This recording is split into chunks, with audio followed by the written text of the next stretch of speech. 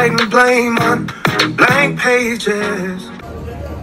So Kolkata স্টেশনে নেমে পড়লাম, ওই যে ট্রেন আমার। এখন বাইরে বেরোচ্ছি, ভিড় প্রচন্ড, ভোরের আলো ফোটেনি। চলো দেখা যাক কি হয়, গাড়ি ধরতে হবে এখন। Morning everyone, welcome to my YouTube channel. আশা করি তোমরা সবাই ভালো আছো, সুস্থ আছো। আমিও খুব ভালো আছি, অনেকেও খুব ভালো আছে। আর আমি রেডি হয়ে গেলাম, এখন যাচ্ছি ব্যাংকে।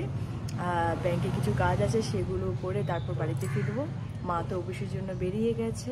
আর আজকের ওয়েদারটা খুব ঠান্ডা, বাট কুয়াশাটা নেই, কিন্তু আশা করি কুয়াশাটা থাকবে। আর আজকে সারাদিন কী কী হচ্ছে সব কিছু দেখতে থাকো, স্কিপ না করে।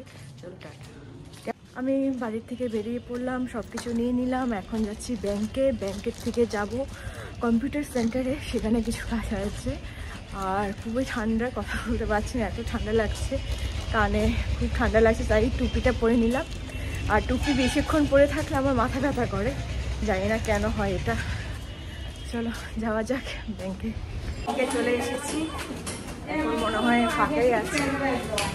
ভিতরে ঢুকে তারপর কাজটা মিটিয়ে দিই।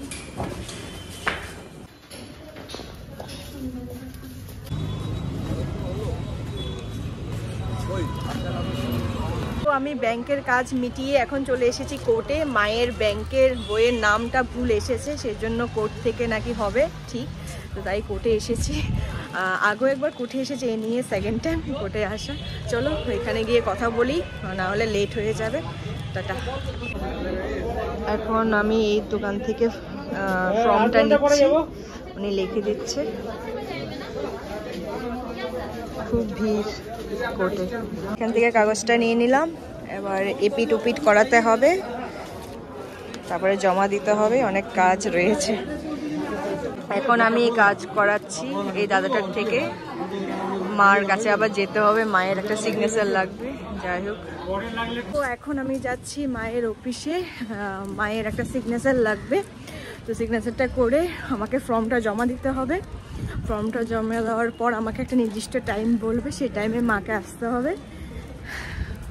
কি হ্যাপা, নাম একটু ভুল হলে সত্যি খুব খাটাখাটনি। চলো, রানী সিগনেচার করছে, মা সিগনেচার করা হয়ে গেল। এখন এখান থেকে বেরিয়ে যাব। ভালো করে দেখে নাও ঠিকঠাক আছে কিনা। ঠিক আছে, চলো। এর জন্য টোটোটা ভাড়া করে নিলাম। আমাকে এখন বাড়ি যেতে হবে, বাড়ি গিয়ে আধার কার্ডটা নিতে হবে, নিয়ে জেরক্সের দোকানে যেতে হবে, সেখান থেকে জেরক্স করে তারপর আবার কোর্টে যেতে হবে। তারপরে কোর্ট থেকে একটা টাইম বলবে, তারপর মাকে নিয়ে আসবো। মায়ের সিগনেচার করা ডান। চলো, কাজ হয়ে গেছে। এখন মা অফিসে চলে যাবে, এই জন্য তাড়াতাড়ি হয়ে গেছে। যে আগের থেকে বলে রেখেছিল যে একটু তাড়াতাড়ি করে দেওয়ার জন্য, তাই মায়ের নামটা আগে দিয়েছে বলে তাড়াতাড়ি হয়ে গেছে। এখন চলে যাচ্ছি বাড়ি। চলো।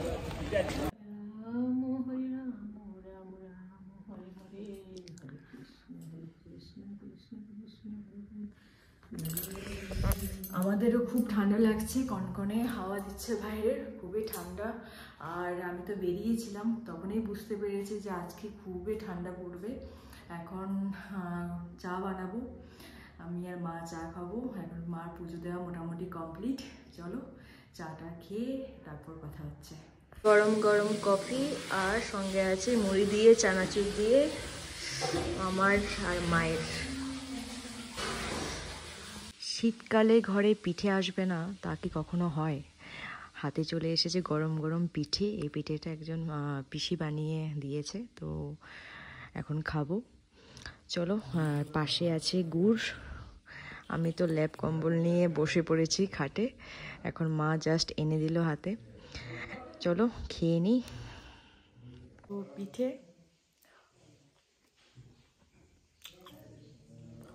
জাস্ট অসাধারণ, আর পিঠেটা এত নরম হয়েছে, জাস্ট অসাধারণ।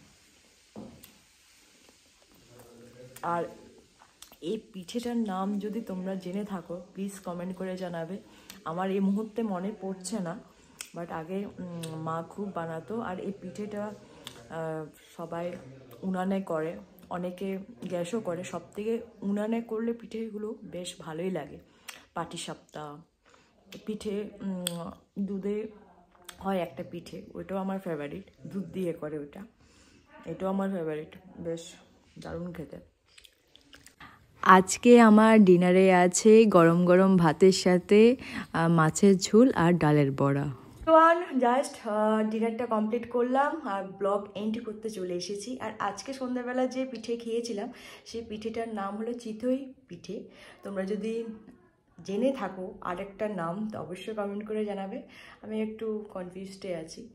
যাই হোক, আজকে উনি কলকাতায় পৌঁছালো, এই কয়েকদিন কলকাতায় থাকবে, তারপর পরের সপ্তাহে চলে যাচ্ছে পুরীতে। এখনো অবধি আমার কাছে এইটুকুনি আপডেট রয়েছে। আর চলো আজকে ব্লগটাকে তাহলে এখানে এন্ড করলাম। যদি কিছু ভালো লেগে থাকে please do subscribe and share. কালকে আবার দেখা হচ্ছে নতুন ব্লগ নিয়ে। টাটা, গুড নাইট, ভালো থেকো।